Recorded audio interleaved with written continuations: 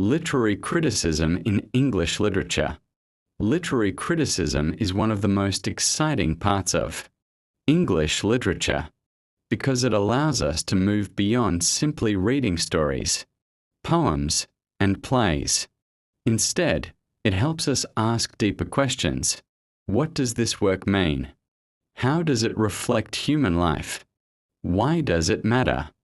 In many ways, criticism is like a key. It unlocks the hidden treasures of literature and gives readers the tools to explore texts more fully. What is literary criticism? At its core, literary criticism is the study, interpretation, and evaluation of literature. It does not just tell us whether a work is good or bad. Instead, it asks us to think about how a text works, what themes it explores, and what role it plays in culture and society.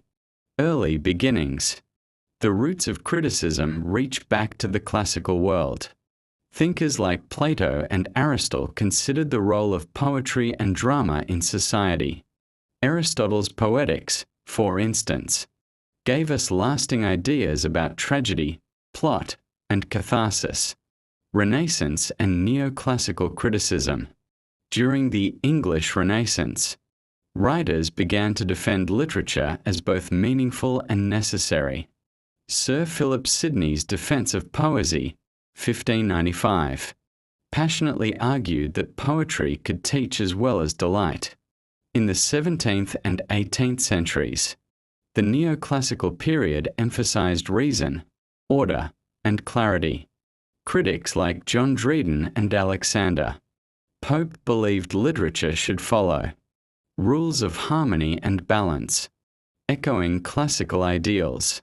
Pope's essay on criticism famously reminded readers of the need for judgment and taste.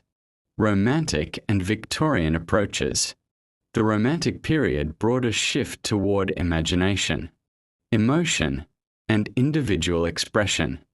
Wordsworth celebrated ordinary language and personal feeling, while Coleridge explored the mysterious power of the imagination in Biographia Literaria.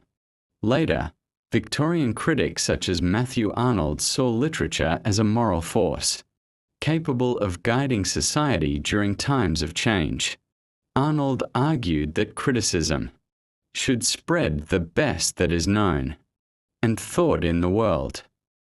Modern and contemporary criticism. The 20th century opened the floodgates for new approaches. New criticism focused on close reading of the text itself, highlighting structure and imagery. Marxist and psychoanalytic critics examined literature through the lenses of class, power, and the unconscious mind. Later came feminist criticism, post-colonial criticism, and deconstruction, each offering fresh perspectives on texts and their meanings. Today, literary criticism is global and diverse. Conclusion. Literary criticism in English. Literature is far more than an academic practice. It is an ongoing conversation that links readers, writers, and thinkers across centuries.